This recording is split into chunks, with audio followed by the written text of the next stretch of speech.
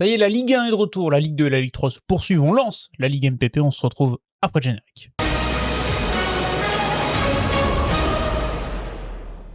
Bonjour, bonsoir à toutes et à tous, bienvenue sur la causerie. Très heureux de vous retrouver aujourd'hui pour la petite vidéo. Ça y est, la première vidéo de l'année concernant la Ligue 1, le retour. Enfin, on a fait la preview il y a une semaine tout pile, il y a 7 jours tout pile, et désormais on est parti pour la première journée. On va évoquer tranquillement ce week-end de football français, Ligue 1, Ligue 2, Ligue 3, les petites dernières rumeurs mercato, ce qui se passe autour du cas du Paris Saint-Germain et du Stade Rennais, puisque c'est la première journée a été inversée.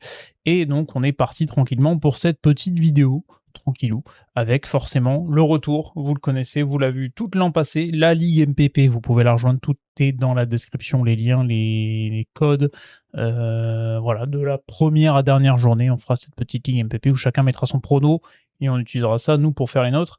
Chaque journée, on ne mettra pas les pronos au cœur du truc, mais ça nous permet d'évoquer des différents matchs et clubs du championnat de France, donc vous pouvez vous abonner bien évidemment, pour ne rien raté et retrouver toutes les previews Ligue 1, Ligue 2 dans la description. Ce sont des vidéos qui sont sorties la semaine dernière et la semaine encore d'avant. Voilà, comme ça vous avez toutes les infos et on est parti du coup pour aborder cette première journée de Ligue 1. On est donc parti et on va profiter des affiches de Ligue 1 de ce week-end pour évoquer également les dernières petites rumeurs mercato qui traînent, les dernières officialisations qui ont traîné à droite à gauche. Pour ça, on a Transfer Market et on a Footmob pour le programme demain, vendredi 20h45, Marseille-Strasbourg enchaîné samedi à 17h15 par Lens AJ Auxerre, puis à 20h45 le retour du multiplex. 4 matchs le samedi soir à 20h45, c'est la nouvelle programmation de la Ligue 1 cette saison avec Le Mans-Brest, Nice, Lorient, Toulouse, Lyon, 3 Paris FC et dimanche à 15h Angers-Lille, à 17h15 Le Havre-Monaco, Monaco qui joue ce jeudi soir en Conference League barrage aller avec quelques absents, et 20h45 la première grosse affiche de cette journée dimanche, Rennes-Paris Saint-Germain qui sera désormais au Roison Park. On en reparlera tout à l'heure de pourquoi et comment ça a été inversé, cette rencontre qui devait initialement se dérouler au Parc des Princes. Voilà, on va commencer par Marseille-Strasbourg, c'est la première affiche, et vendredi 20h45 l'Olympique de Marseille, vous connaissez la situation de l'été, il n'y a pas d'argent, on doit vendre pour recruter, tout n'a pas été vendu donc il n'y a pas de recrue. Pour l'instant, il n'y a rien. On pourrait avoir un été sans recrue. Et Bruno Genesio, donc nouvel entraîneur de l'Olympique de Marseille, va devoir composer sans, avec face à eux un Strasbourg qui est tout le contraire. Là, par contre, il y a plein de recrues. Du côté du Racing Club de Strasbourg, on a vendu Diego Moreira. Voilà, c'est une des affaires chaudes. 50 avec 60 avec bonus, il me semble 60 millions d'euros du côté de l'AC Milan. Les clubs de Serie A qui ont envoyé les chèques cet été-là, c'est assez fou. Entre la Roma, la Juve, Naples, l'Inter, le Milan, ça a envoyé de l'argent de partout, comme aussi, un petit peu. Donc, plus grosse vente de l'histoire de Strasbourg, il me semble, Diego Moreira, donc il s'en va. Qui était, mine de rien, à 22 ans, l'un des éléments d'expérience de ce Racing Club de Strasbourg, qui se retrouve encore une fois avec un effectif grandement changé, un nouvel entraîneur.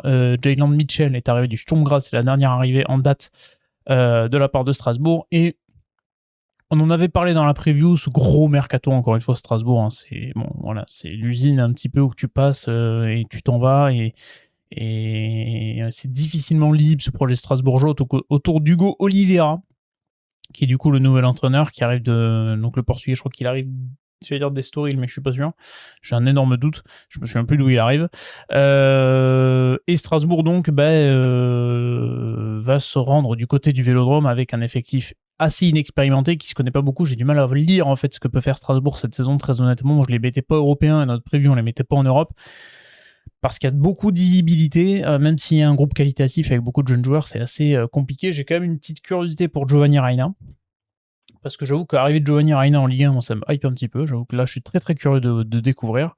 Mais vous voyez, il y a énormément d'éléments nouveaux dans ce Strasbourg-là, avec beaucoup de nouveaux joueurs. Il y a quand même en fait, j'ai envie de dire des cadres, mais El Mourabet à Mougou, c'est des joueurs qui étaient là l'an passé, c'est désormais un peu les cadres de l'effectif, ils ont 20 balais. Nanasi, 24 ans, est peut-être l'élément le plus vieux avec Chilwell dans cette équipe. Chilwell, 29 ans, il n'y a aucun trentenaire dans cette équipe.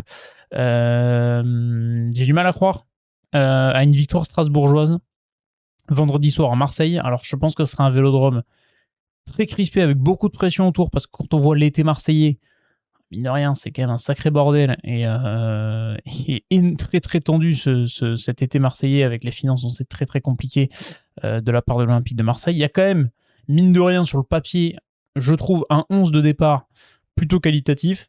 Alors ça sera Delange dans les buts, ça va être les grands débuts de Jeffrey Delange en tant que numéro 1 parce que Roulier est parti et que son dernier match à Delange, je crois que c'est le 5-1 ou le 5-0 contre le PSG la saison passée, donc c'est lui qui a fait la prépa, c'est logique. Balerdi, est-ce qu'il sera titulaire vu qu'il a été sifflé en match amical contre l'Atlético Madrid après une belle boulette sur l'ouverture du score de l'Atlético? On va voir. Naïef Aguerd qui devait partir et pas parti. On ne sait pas. Voilà, on a des joueurs qui sont là. On a toujours un Holberg, on a toujours Kondogbia, on a Quinton Timber qui est toujours là, Timothy Weah qui va être peut-être capitaine. Il y a eu un imbroglio autour du capitana à l'Olympique de Marseille. La menace offensive numéro 1 de Striker Pac Chao qui a fait une bonne prépa et qui monte tranquillement en intensité. Aminarit, mine de rien, avec tout ce bordel cet été, a réussi sûrement à gratter une place de titulaire dans ce 11-là et va, après des prêts et un succès, et une succession de prêts et le fait d'être indésirable à Marseille, il va peut-être regagner une place, il y aura peut-être une carte à jouer, mine de rien. Il a que 29 ans, il est polyvalent, il connaît bien le contexte marseillais. Je pense que ça peut être en Ligue 1 en tout cas une belle carte pour se relancer. Amin Gouiri devant. Il y a quand même un 11 assez intéressant du côté de l'Olympique de Marseille. Et de toute façon, on vous l'a dit dans la preview, c'est un peu notre cote un peu chaude de la saison, mais c'est que l'Olympique de Marseille n'est jamais aussi bon que quand elle est complètement inattendue. Et donc, on a mis une petite pièce sur la 4e place de l'Olympique de Marseille. Donc, on va s'y tenir et on va mettre Marseille 4e. C'est entre guillemets la prise de risque. Et donc, je pense que pour calmer un petit peu les ardeurs, hop, je vous remets la truc parce que je vous ai rien affiché, je vais mettre la victoire 1-0 de l'Olympique de Marseille. Chaud. C'est plus par illisibilité envers Strasbourg que je mets ça, mais vas-y, on part sur cette victoire de l'Olympique de Marseille contre Strasbourg et on va pouvoir passer au match suivant, le Racing Club de Lens contre la JOCR. Et là, la saison n'a toujours pas commencé du côté de la JOCR, il y a déjà des très mauvaises nouvelles qui sont tombées, c'est Will Steele qui en a parlé en conférence de presse. Hassan Diousé s'est fait les ligaments croisés, rupture des ligaments croisés pour lui avant le début de saison, malheureusement absent. Théobert est suspendu. Donc, il y a déjà un paquet de joueurs suspendus également. Je vous ai affiché tout à l'heure, il y a l'équipe qui a fait un petit article résumé pour savoir qui est suspendu cette première journée. Donc, Théobert est suspendu, ne sera pas là. Et Labo Lascari, prêté par Lens, ne jouera pas contre le Racing Club de Lens cette saison. Donc, ne sera pas là non plus. Donc, ça fait quand même 3 absents, dont 2 un peu importants pour la JOCR de Will Steele, qui démarre cette nouvelle aventure. Je suis très curieux de voir ce que Will Steele va nous proposer avec cette JOCR. Mais là, tu fais face quand même à ce qui se fait quasiment de mieux en Ligue 1 avec le Racing Club de Lens qui a remporté le trophée des champions contre le PSG avec des recrues qui se sont plutôt montrées. Et la continuité à Lens, des choses très très intéressantes proposées par les nordistes qui ont ajouté un petit trophée à leur besace, qui vont être, je pense, sur la continuité. Antonio est suspendu suite au carton rouge, enfin double jaune reçu. Non, c'est un rouge direct ou c'est double jaune? Non, c'est rouge direct sur la Cliouche. Reçu sur le trophée des champions, pardon. On a hâte de découvrir la saison d'Ismaël Ogagnou qui a encore fait un match assez stratosphérique contre le PSG. Ça va être très très curieux et ça va être une solidité. Et puis il y a les recrues qui se sont montrées. Cuisance fait un super match. Skoras, le Polonais qui arrive de la Gantoise aussi. Ivanovic, que j'ai plutôt bien aimé contre le PSG avec Abdallah Sima. Initialement, c'était lui en pointe, mais on voyait dézonner sur le côté gauche, Abdallah Sima devant. On a les éclosions de Maziem Mesloub également. Voilà, on a toujours des éléments du côté du Racing Club de Lens, avec toujours les cadres, Florent Thauvin notamment. Face à un AJOCR à la maison, je pense que le Racing Club de Lens va surfer sur cette bonne dynamique avant le début de la Ligue des Champions et des 2 matchs par semaine. Il faut assurer les gros points dans la course au top 4. Donc je vois le Racing Club de Lens s'imposer. Un petit 2-1, le retour de Will Steele à Bollaert aussi, ça sera spécial. Il y a pas mal de retours d'anciens coachs dans leur ancienne maison. Et je vais mettre victoire du Racing Club de Lens, mais n'oublie pas quand même la belle saison que j'attends du côté de la JOCR. Ça, il y a aucun souci. Pour ça, du côté du Mans face à Brest, c'est le multi de 20h45, il y a 4 matchs, c'est samedi. Le promu Manceau, 13 ans après, Marvin retrouve la Ligue 1 face à Brest, et je pense que c'est déjà un match hyper important dans la lutte pour le maintien, parce que je ne vois pas ces 2 équipes être occupées à autre chose cette saison que la lutte pour le maintien. Vous avez vu notre tier list de début de saison, vous savez où on a placé ces 2 équipes. Si vous ne le savez pas, vous pouvez aller voir la tier list. Et le Mans qui nous a quand même régalé sur ces dernières heures du mercato, puisqu'il y a eu quelques arrivées, quelques renforts, notamment un défenseur central, Raúl Torrente, en prêt en venant de Dinamo Zagreb, un espagnol, et l'arrivée de Djibril Sidibé, au poste de latéral. Élément d'expérience qui connaît parfaitement la Ligue 1, qui avait été libéré par Toulouse. C'est un très très bon coup de la part des hommes de Patrick Vieira. Je suis très curieux de découvrir cet effectif Manceau qui n'a pas des individualités qui transpercent du côté de leur effectif, mais qui aura un collectif qui est extrêmement huilé, qui va essayer, je pense, de surfer sur la très très bonne saison de Ligue 2. La dynamique, c'est hyper important de pouvoir continuer sur cette belle dynamique, et ça, ils peuvent y espérer. On a vu beaucoup de promus qui sont arrivés avec des effectifs peut-être un peu légers, un peu sur le papier peut-être faibles, mais qui ont eu une tellement bonne dynamique sur les saisons précédentes qu'ils ont pu continuer en Ligue 1, en tout cas sur une ou deux saisons, d'avoir cette bonne dynamique pour aller chercher un maintien. Ça a été le cas d'Evian Tonon-Gaillard, ça a été le cas du Clermont Foot, ça a été le cas de bien des équipes. Et je pense que Le Mans peut surfer sur cette dynamique-là, avec un très bon Nicolas Kossic dans les buts, qui a fait une excellente saison de Ligue 2 notamment. Donc voilà, curieux de voir les recrues aussi à l'œuvre. On a un Bilal Brahimi qui sera attendu également, parce que c'est un retour en Ligue 1 et qui doit retrouver de l'allant après le passage compliqué du côté de Santos. Mais voilà, il y a des jeunes, Ryan Mamba qui était prêt à Nancy, je crois, l'année dernière, qui est reprêté là cette fois-ci en Ligue 1. Il va découvrir la Ligue 1, le jeune latéral rennais. Donc voilà, et du côté de Brest, moi, j'ai pas mal d'interrogations sur cet effectif brestois. On sait que la saison sera compliquée, il n'y a pas énormément de moyens. Il y a forcément eu le drame, c'était avec la perte d'Eric Roy.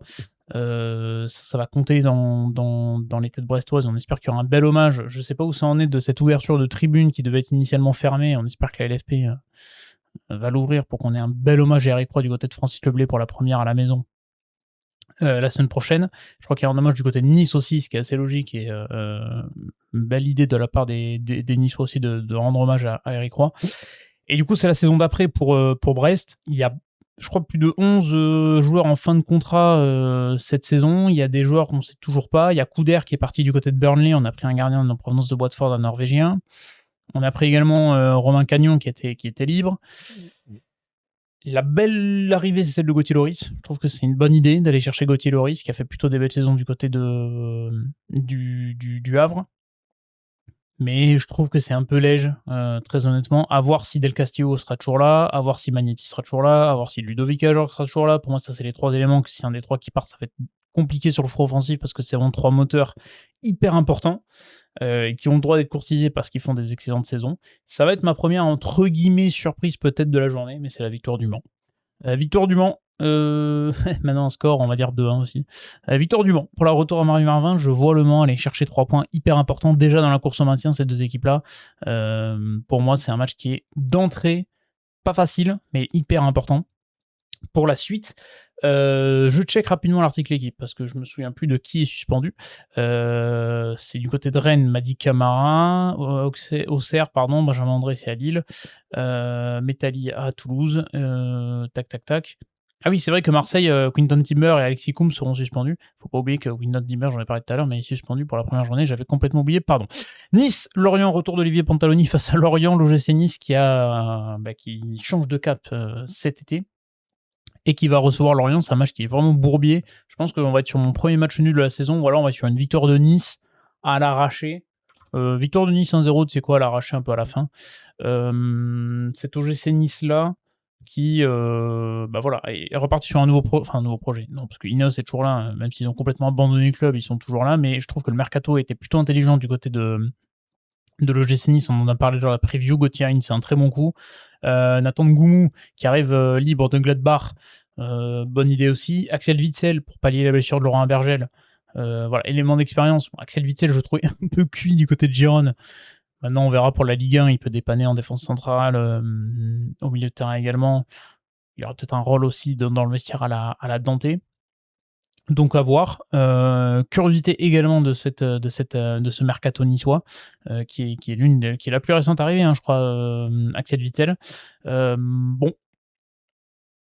Curieux. Et du côté de Lorient, par contre, je suis assez inquiet parce que là, Mbouka est parti du côté de Bodo Glimt, il est reparti. Bamba Dieng est parti libre, mais va s'engager. Où est-ce qu'il va s'engager, Bamba Dieng ? Je ne sais plus, j'ai vu les rumeurs passer, je ne sais plus du tout où c'est. Mais je trouve cet effectif orienté très faible. Enfin, très léger, en tout cas. Pas forcément faible, mais léger, quoi. Très restreint. On sait qu'Alexandre Dujeu a l'habitude de travailler avec des effectifs restreints, comme il a eu du côté du SCO d'Angers. Mais bon, dans les buts, toujours Mvogo, en espérant qu'il fasse un meilleur début de saison que l'an passé. En défense centrale, tu as toujours Montassar Talbi qui est ton cadre, tu as toujours des éléments qui sont là. Arsène Kouassi est toujours là. Moi, je trouve ça fou tant mieux pour Lorient, comme Arthur Avom, qui sont pour moi les 2 joueurs qui auraient été peut-être les premiers sur lesquels j'aurais mis une pièce pour partir cet été. Pour l'instant, ils sont toujours là, donc tant mieux pour les Lorientais. Noah Cadieux est toujours là, donc au milieu de terrain, je trouve que c'est plutôt intéressant. Mais c'est le secteur offensif qui est très très faible, il n'y a pas eu vraiment d'arrivée. Tozin et Mohamed Bamba qui sont quand même pas dire en crise de but ces 2 dernières saisons, mais c'est assez compliqué. Bon, de voir carry le secteur offensif l'orienter, moi je suis assez... Voilà, pour gagner au foot et prendre des points, il faut marquer des buts, et je suis pas sûr que Lorient ait les armes pour en se marquer suffisamment cette saison. Ils seront à l'œil pour le maintien, je les vois pas descendre, je pense qu'il y aura des arrivées d'ici la fin du mercato, je pense qu'il y a des ventes peut-être qui peuvent débloquer des choses. Curieux de voir aussi Alex Georgen qui a fait 2 dernières saisons avec Dunkerque notamment excellentes, mais c'est le lot pour tous les Dunkerquois qui débarquent en Ligue 1, notamment aussi du côté du Havre avec Vincent Sasso, même s'il est plus âgé. Mais voilà, curieux, je vais mettre la pièce sur Nice, qui, moi, l'effectif niçois me semble quand même plus qualitatif que Lorient. Je pense que Nice veut assurer un maintien plus safe que l'an passé, et je vois bien finir en milieu de tableau. De toute façon, vous avez la preview, c'est pour ça que j'analyse assez rapidement les mercatos, parce qu'on l'a fait la semaine dernière, donc ça serait se répéter. Pour cela, Toulouse-Lyon, ça c'est une belle affiche, je trouve également, pour ce samedi, puisque l'Olympique Lyonnais a joué à Fenerbahçe en Ligue des Champions, le barrage aller du côté d'Istanbul. Donc il y a quand même ce match-là qui va peser dans les jambes pour un effectif lyonnais qui a quelques blessures à droite à gauche depuis le début de saison et qui n'est pas encore à 100%. Un partout. Il y a le retour la semaine prochaine, c'est mardi ou mercredi. C'est mercredi 26 août, donc c'est mercredi prochain. Et entre-temps, tu dois jouer ce match de Ligue 1 contre un Toulouse qui, moi, me hype plutôt bien cette saison. Je suis plutôt très curieux de voir ce que va faire le Toulouse de Yen Bertel Ascou, l'ancien entraîneur de Motherwell en Écosse. Grosse curiosité de la part de cet effectif du TFC qui a encore signé un Norvégien, mais j'ai un doute, Jørgensen, qui doit être danois parce qu'il vient de Viborg, pour 7,5 millions d'euros. Il y a eu l'imbroglio, Diane Metalli qui devait signer du côté de Sunderland, mais Sunderland aurait trouvé une blessure au dos qui aurait fait qu'ils aient gelé le deal. Toulouse dément complètement ça en disant que c'est quelque chose de bénin, qu'il n'y a aucun souci pour Diane Metalli. Donc en attendant, il est revenu du côté de Toulouse. Est-ce qu'il sera ménagé ce week-end? Du coup, pas le faire jouer, je pense, en attendant que le deal se fasse. Donc ça, c'est une question aussi. On a sorti Franck Magri, qui était un peu indésirable, qui était parti libre. Mais il y a quand même un effectif. Voilà, Guillaume Rest est toujours là. Et moi, je suis très curieux de voir cet effectif de Toulouse et surtout de voir le jeu proposé par Yann Bertelascu. Moi, je suis très très curieux. C'est une de mes cartes, c'est que Toulouse sera l'une des surprises de la saison, avec des recrues qui m'intriguent. Chris Tapé, ça m'intrigue. Jørgensen, ça m'intrigue. Moi je suis très très curieux de voir en fait ce Toulouse-là, avec des joueurs aussi qui auront une saison de plus dans les pattes. Hidalgo, Vignolo, qui étaient les 2 dernières recrues de l'été dernier, il me semble. Ont une saison d'acclimatation. Ils vont pouvoir avoir un peu plus de temps de jeu, je pense. Yangbo est toujours là. Pareil, curiosité de voir comment il va se sortir. Caceres est toujours là, je crois qu'il devait partir. Pour l'instant, il est toujours là aussi, donc à voir. T'as perdu Cresswell, donc comment tu vas remanier ta défense? L'arrivée de David Odogwu, qui, je sais pas s'il va pallier, mais en tout cas jeune défenseur en provenance de l'AC Milan après une saison qui était à Wolfsburg, qui a été acheté par Milan l'été dernier. À voir. Maintenant, on va voir curiosité également de la saison, mais je suis curieux par cette équipe de voir ce que va proposer cette équipe de Toulouse. Et en face, l'Olympique Lyonnais, on a déjà parlé beaucoup de ce mercato qui, moi, je le trouve très bon du côté de Lyon. On verra une fois que ça va se mettre en place, que tout le monde physiquement sera au point. Mais je pense que le match de Ligue des Champions, et vu l'urgence absolue que Lyon a de figurer en Ligue des Champions cette saison, je pense que ça va peser un peu dans les pattes. Donc je mettrai ma deuxième, on va dire, surprise avec la victoire du Mans, c'est la victoire du TEF. Il n'y a aucun match nul, je suis en train de me rendre compte dans ma journée. C'est peut-être ce qui va se passer, mais victoire 2-0 du TEF. C'est la petite prise de risque. C'est ma surprise de la saison, de toute façon, Toulouse. Lyon, je les vois finir européens, peut-être pas dans les 4. De toute façon, vous avez la preview. Je vais sûrement me tromper, les Lyonnais, donc ne vous inquiétez pas. Mais en tout cas, je pense que Lyon sera en Ligue des Champions cette saison. Je pense qu'ils vont sortir le Fener à domicile. J'espère que ça sera une belle fête du côté du Parc OL aussi. Je pense qu'il y aura une très très belle ambiance. Et puis, découvrir le petit Thomas Jørgensen. Je ne sais pas s'il sera là dès ce week-end. Il y a déjà 4 matchs dans les pattes cette saison, donc voilà. Écoutez, on va voir, hein. On va voir ce que ça va donner, et puis en avant Guingamp, comme dirait l'autre. Et puis on est parti donc avec, est-ce qu'il y aura des absences sur ce match-là? Je me souviens plus de ce que je vous ai dit tout à l'heure par rapport aux suspendus. Dayan Metali, oui, il est suspendu, Alexis Vossa également. Donc Dayan Metali, comme ça, on sera fixé sur le fait qu'il sera pas là ce week-end. 3 Paris FC, je pense que c'est victoire du Paris FC. On s'est déjà exprimé sur les... Voilà, je mets 3-0, je suis très violent. On s'est déjà exprimé rapidement. 3, moi j'avoue que bon, il y a eu l'arrivée d'Hugo Picard tout de même, pour compléter un petit peu un mercato que je trouve très léger, même beaucoup trop léger par rapport aux pertes. Hugo Picard, pareil, il me semble que de Guingamp, il n'a pas connu la Ligue 1 avant ça, donc il était du côté de Columbus en MLS. Voilà. Et le Paris FC, moi j'ai envie de te dire, on lance la pièce en l'air, Rossinor, soit ça passe, soit ça casse. Si ça passe, ça peut être un très très beau Paris FC qui figurera dans la course au top 4, top 5. Si ça marche pas, ça peut être violent. Mais je pense pas que ça marchera pas, je pense que ça va fonctionner, et je trouve que 3 a actuellement un des effectifs les plus faibles, et j'y crois pas trop s'il n'y a pas d'autres renforts après. Mais j'avoue que l'été troyen est quand même assez décevant. Voilà, on aura les débuts de Patrick Plage, qui nous a régalé avec l'Australie pendant la Coupe du Monde, on verra, mais ouais, je vois pas 3 faire une surprise contre le Paris FC sur cette première journée, j'avoue. Donc voilà, on va passer rapidement sur ça, et puis on va pouvoir se passer sur le Angers-LOSC. Angers qui allait chercher Joseph Kaloulou du côté du Pau FC. Alors je pensais que ça voulait dire que Ecomier allait partir. Pour l'instant, Ecomier est revenu à l'entraînement, il était toujours là. Rocco Van den Bommel, par contre, était absent de l'entraînement. Donc c'est à signaler, Joseph Kaloulou est signé pour 2 millions d'euros. Le SCO Angers qui du coup de Stéphane Gilly désormais va retrouver donc les terrains de Ligue 1 face au LOSC. Le LOSC à ne pas sous-estimer encore une fois cette saison. Il y a un changement, c'est la curiosité de Davide Ancelotti, il y a des arrivées plutôt intéressantes. Je pense que le mercato est clairement pas fini du côté du LOSC, parce que on est le 20 août et que pour l'instant Ayoub Boadi est toujours là, que Mathias Fernandez-Pardo est toujours là. Donc ça, c'est les 2 noms qui, je pense, seront peut-être cochés pour partir, et donc permettront d'avoir derrière des arrivées. Curieux de voir Bassaronal qui arrive de Nijmegen aux Pays-Bas, le Turc. Le Paris Tanguy Niondou, encore une fois, on tente de relancer Tanguy Niondou, est-ce que ça va fonctionner? J'ai envie de te dire, il y aura aussi un pari de relancer Alexandro, parce que depuis sa blessure, c'est quand même très très compliqué. Si on retrouve un très bon Alexandro, ça peut faire une charnière centrale avec Nathan Ngoy qui est très très solide. Voilà, Benjamin André sera suspendu, donc il y aura quand même certains absents, mais je sais pas si... Peut-être Lille est là, mon premier match nul de la saison. Est-ce que Lille nous fait un traditionnel match du LOSC avec 53 occasions et ils n'arrivent pas à mettre un cajot? Je ne sais pas. Mais je pense pas que ça empêchera Lille de finir dans le top 4 à la fin de saison. Je les ai mis 3, moi je crois, le LOSC sur mon classement prévu de Ligue 1.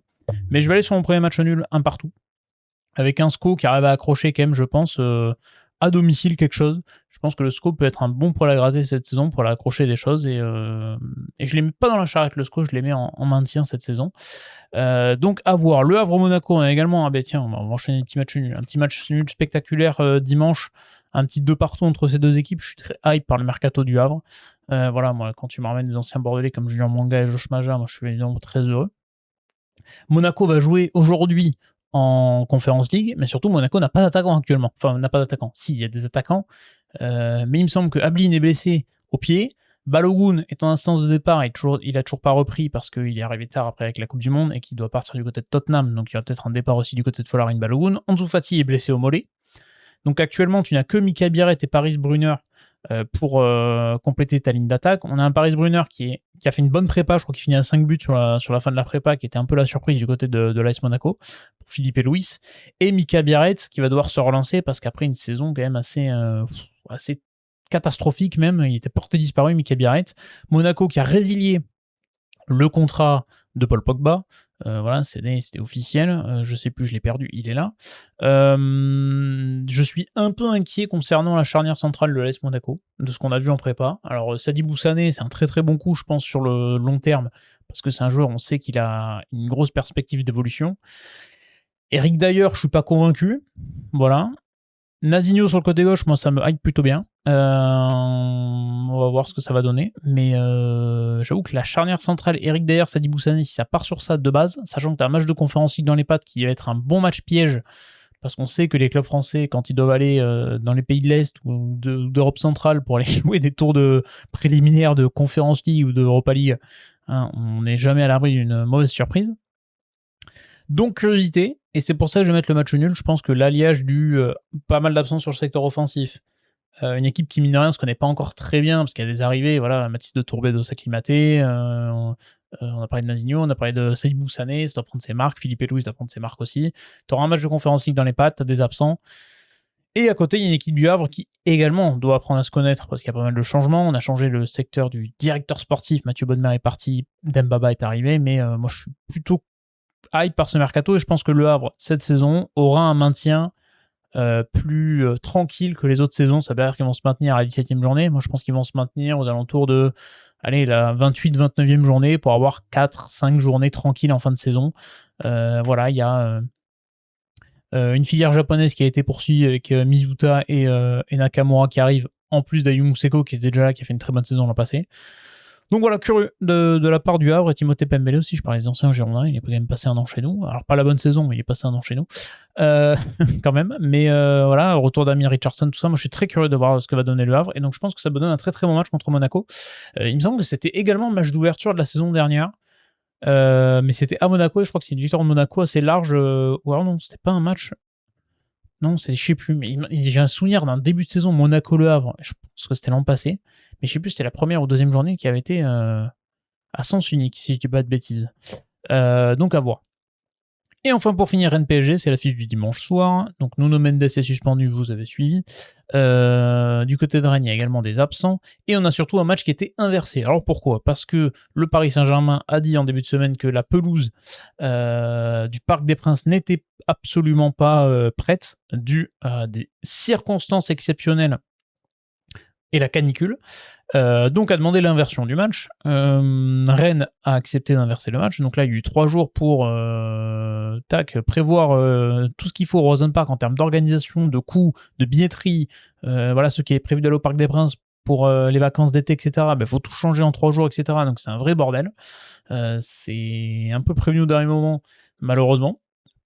Donc un peu compliqué. Le Paris Saint-Germain n'aurait pas été contre le report de la première journée. Et du coup, qu'est-ce que ça a donné comme conséquence à tout ça ? Eh bien, le PSG veut que le match retour qui est prévu, je crois, au mois de mars, soit inversé, se joue au Parc des Princes. Alors que Rennes veut que, organisation exceptionnelle, pense que ce match-là est juste délocalisé, et donc veut jouer son match retour comme c'était prévu au Rosen Park pour pas avoir, je crois que c'est 3 déplacements du coup en mars en cas d'inversion des matchs.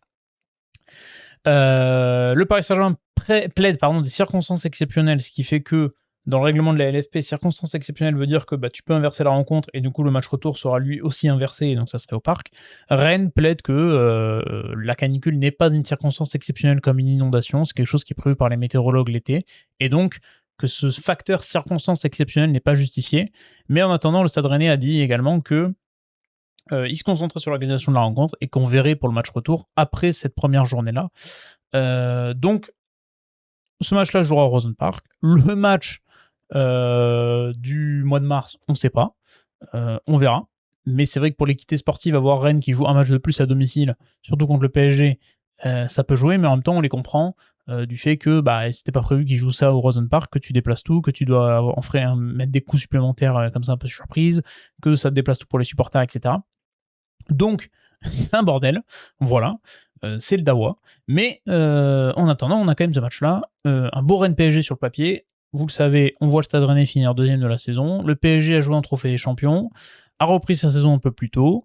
Est-ce que Rennes peut aller faire le coup surprise avec une équipe, je sais pas quel sera le 11 aligné par Francaise, je suis très curieux, j'avoue que j'ai moins suivi la prépa du Stade Rennais, donc j'ai pas trop vu qui s'était dégagé un petit peu dans le 11, etc. Mais je trouve que l'effectif rennais, en fait, on l'a justifié, le fait qu'on voyait Rennes finir deuxième derrière le PSG à la fin de saison, parce que, en fait, quand tu compares le contexte rennais et le contexte des autres clubs prétendant au top 4, Rennes n'a pas changé d'entraîneur.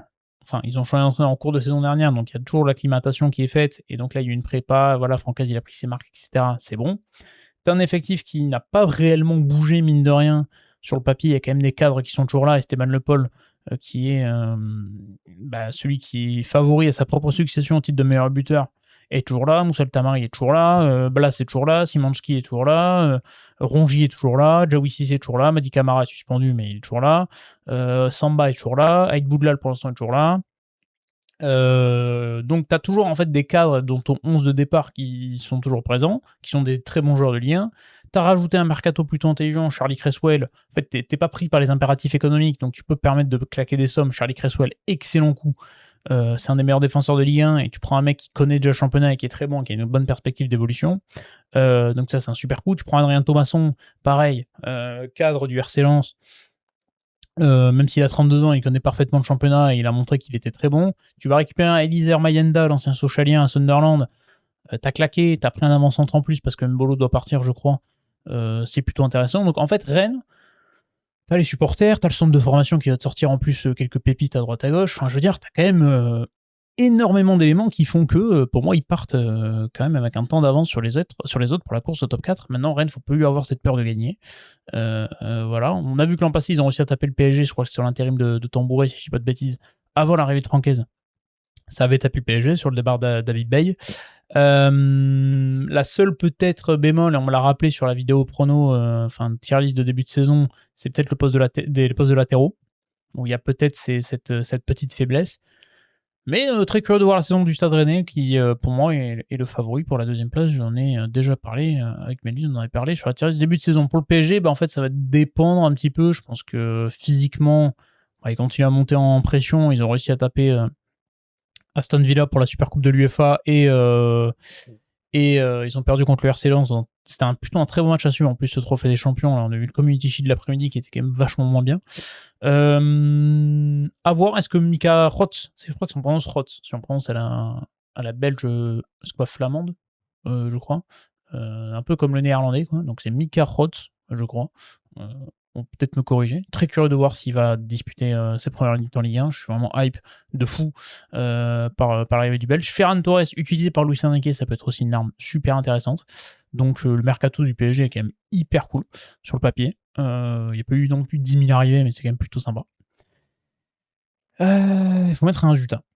Je vais quand même jouer sur le PSG qui prend des points en début de saison tranquillement. Une victoire 2-1, ce qui n'entache pas pour moi le fait que le Stade Rennais sera deuxième à la fin de cette saison de Ligue 1. Voilà.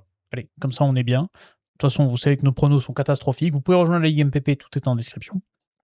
Et on va pouvoir passer au dernier petit point, tranquillement. Je rappelle le programme de Ligue 1, même si vous ne l'avez pas en tête. 20h45 pour le premier match vendredi, 17h15 pour le match du samedi, 20h45 le multi de 4 matchs samedi, dimanche 23 août, 15h, 17h15 et 20h45 pour la liste des matchs.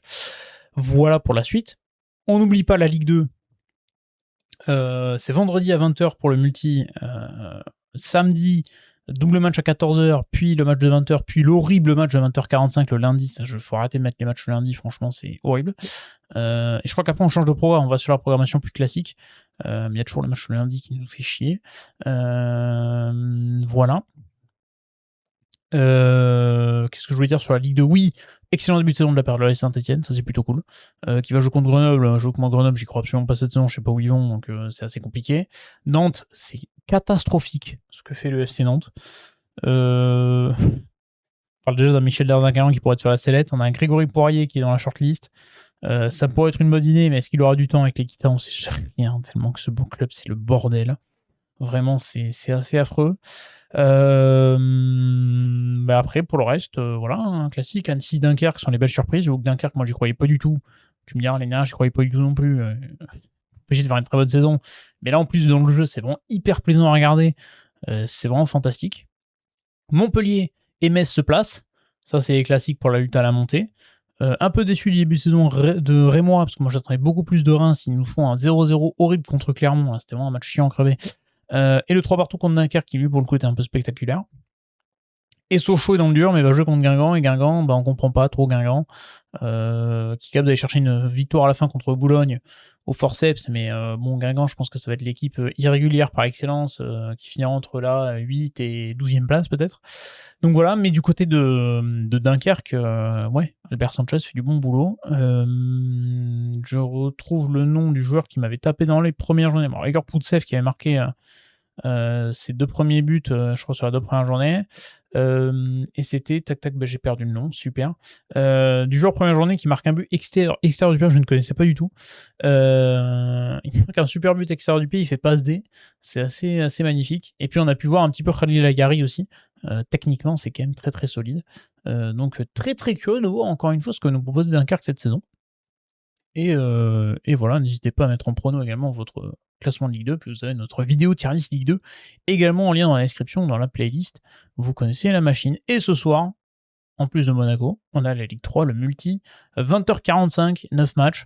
Bourg-en-Bresse, Thionville, Caen, Aubagne, Concarneau, Villefranche, Fleury, Orléans, La Roche, Cannes, entre deux promus, Le Puy, Amiens, Paris 13 Atlético, Valenciennes, Rouen, Quevilly, Bastia, Versailles.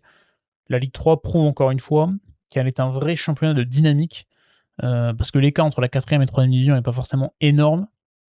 Et donc en fait, quand tu montes de 4e division vers la 3e division, tu sors sur une excellente dynamique. On l'a vu certaines saisons, on l'a vu l'an passé avec le Puy notamment.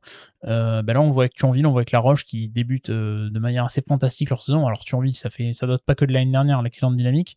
Je crois que La Roche, la dernière défaite en championnat, elle doit dater de janvier ou février de 2026. Donc c'est même plus loin, je pense. Ils ont fait une saison stratosphérique l'an passé en N2.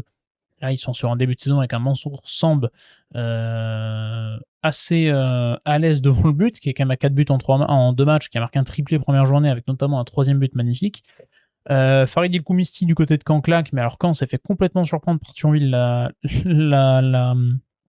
semaine passée, et cette défaite, 4-3, 5-3, je me souviens plus, mais gros match de la part des deux, 4-3. Et puis on a les dynamiques un peu compliquées, Bastia qui est en train de reconstruire, Amiens également qui descend de Ligue 2, qui ont dû changer de coach, d'effectifs, etc. Tranquillement on essaie de rebâtir. Aubagne, alors la pelouse d'Aubagne, depuis le début de saison, ils ont joué 2 matchs à domicile, la pelouse est catastrophique, mais bon, ça malheureusement le stade d'Aubagne, on s'attendait un petit peu. Et ce qui fait surtout chier en Ligue 3, c'est la diffusion. En fait, on voit rien, quoi. C'est quelques problèmes de réalisation du côté de Ligue 1+. Ils ont dit que ça allait être corrigé pour la suite. Dans les prochaines semaines, une amélioration des conditions de production sur le terrain pour les matchs du multiplex, parce qu'en fait, voilà, entre les replays que tu vois pas, entre les doubles écrans, faut arrêter les doubles fenêtres. Il y a trop de doubles fenêtres dans ces multiplex, en fait. Du coup, tu pars sur une oca, sur 4 secondes sur un terrain, tac, machin. Je vous jure que c'est horrible, les doubles fenêtres sur un multiplex, de temps en temps, d'accord. Pendant 90 minutes, c'est un enfer. Voilà. Je pense que Amiens serait pas dans le championnat, je serais même pas surpris, parce je pense que j'ai pas vu plus de 3 minutes des matchs d'Amiens dans un multiplex depuis le début de saison. C'est un truc de ouf. Mais bon, on aime bien quand même la Ligue 3. On verra ce que ça va donner, les améliorations des productions pour l'an passé. Je suis très curieux de voir ce match de promu entre La Roche et Cannes. Cannes qui fait pas un mauvais début de saison malgré 2 matchs nuls. Ils ont quand même joué Rouen sur la première journée, ça a été pas déconnant.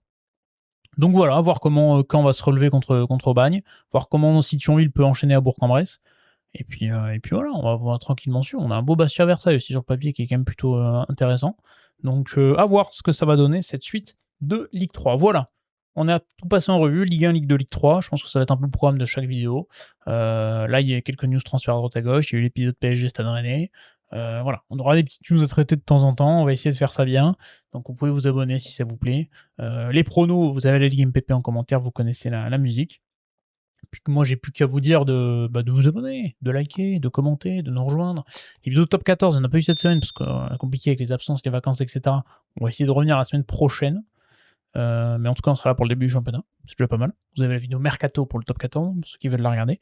Et puis moi, voilà, j'ai plus qu'à vous laisser tranquillement. Vous souhaitez un très bon match de Conference League, une très bonne multiplex de Ligue 3, un très bon multiplex de Ligue 2 et une très bonne première journée de Ligue 1. Bonne semaine et bon week-end à tous. Ciao tout le monde.